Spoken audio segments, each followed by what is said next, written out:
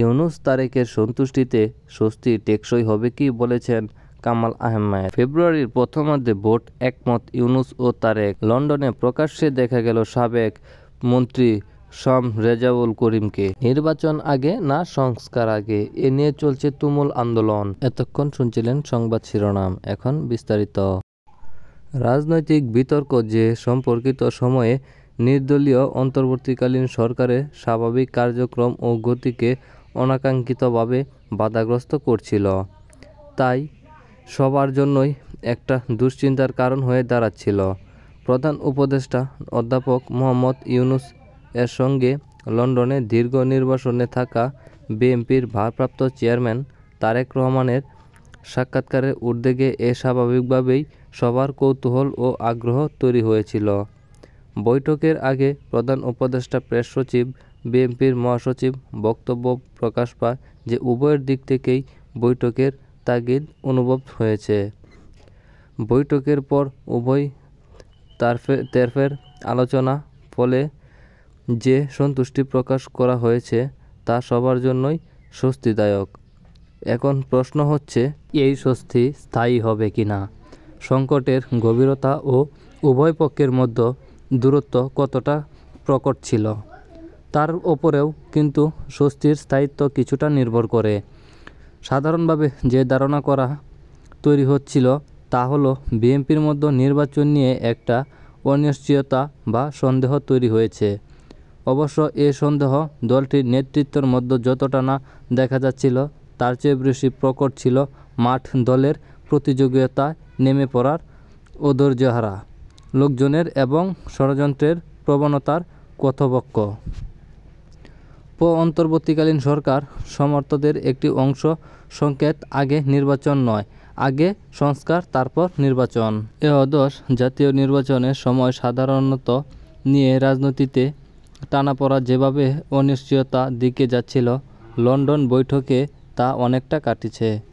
গতকাল শুক্রবার অন্তর্বর্তীকালীন সরকারের প্রধান উপদেষ্টা অধ্যাপক মোহাম্মদ ইউনূসের সঙ্গে বিএনপির ভারপ্রাপ্ত চেয়ারম্যান তারেক রহমানের এই বৈঠকে হয়। বৈঠক শেষে যৌথ বিবৃতিতে ঘোষণা আসে, সব প্রস্তুতি সম্পন্ন করা গেলে আগামী বছরে রমজান মাসের আগে অর্থাৎ ফেব্রুয়ারির প্রথমার্ধে নির্বাচন হতে পারে। এর মধ্য দিয়ে লন্ডন বৈঠক নিয়ে দেশে যে কৌতূহল উৎকণ্ঠা ছিল সেটা সমর্থিত ঘটেছে। চলতি বছরের ডিসেম্বরের মধ্যে জাতীয় সংসদ নির্বাচনের দাবি জানিয়ে আসছিল বিএনপির বিভিন্ন দল। এর মধ্যেই ৬ জুন ঈদুল আজহার আগের দিন জাতীয় উদ্দেশ্যে দেওয়া ভাষণে প্রধান উপদেষ্টা ডক্টর মোহাম্মদ ইউনূস বলেছেন, জাতীয় নির্বাচন ২০২৬ সালের এপ্রিলের প্রথমার্ধে অনুষ্ঠিত হবে। নির্বাচনের সময়সীমা নিয়ে সরকারের এ ঘোষণা বিএনপি মেনে নিতে পারেনি। এ নিয়ে দলটির নেতারা অবশ্যই সন্তুষ্টির কথা জানান। অবশ্য সরকার ঘনিষ্ঠ সূত্র থেকে জানা গেছে, ফেব্রুয়ারির প্রথমার্ধে নির্বাচন সময় নির্ধারণের জন্য উপদেষ্টা কেউ জাতির উদ্দেশ্যে এই কথা মেনে নেয়নি। রাষ্ট্র সংস্কার আন্দোলন। অন্তর্বর্তী সরকারের প্রধান উপদেষ্টা অধ্যাপক মোহাম্মদ ইউনূসের সঙ্গে বিএনপির ভারপ্রাপ্ত চেয়ারম্যান তারেক রহমানের বৈঠকের সংবিধান সংস্কার বিষয়ে সমঝোতার ইঙ্গিত পাওয়া যায়নি বলে উল্লেখ করেছে রাষ্ট্র সংস্কার আন্দোলন। আজ শুক্রবার এক বিবৃতিতে রাষ্ট্র সংস্কার আন্দোলন বলেছে, সংবিধানের সংস্কার নিয়ে সমঝোতা না হলে তা হবে শহীদের রক্তের সঙ্গে প্রতারণা। নির্বাচনকে প্রশ্নবিদ্ধ করার চেষ্টা কেউ করবেন না, বলেছেন জামাতের আমির। পেশাজীবী প্রতিনিধিদের সঙ্গে মতবিনিময় সভায় প্রধান অতিথি বক্তব্য দেন জামাতে ইসলামীর আমির শরীফুর রহমান। পেশাজীবী প্রতিনিধিদের সঙ্গে মতবিনিময় সভায় প্রধান অতিথি হিসাবে বক্তব্য দেন জামাতের আমির শরীফুর রহমান। জামাত ইসলামীর আমির শরীফুর রহমান বলেছেন, আমরা খুব ভালো একটা নির্বাচন চাই। আমরা আশা করব নির্বাচনকে প্রশ্নবিদ্ধ করার চেষ্টা কেউ করবেন না, তাহলে শহীদদের রক্তের প্রতি আমাদের ইমানদারি রক্ষা করতে পারব না। শহীদদের রক্তের প্রবণতা হবে এমন নির্বাচন আমরা চাই না। সুন্দর সুষ্ঠু একটা নির্বাচন চাই আমরা।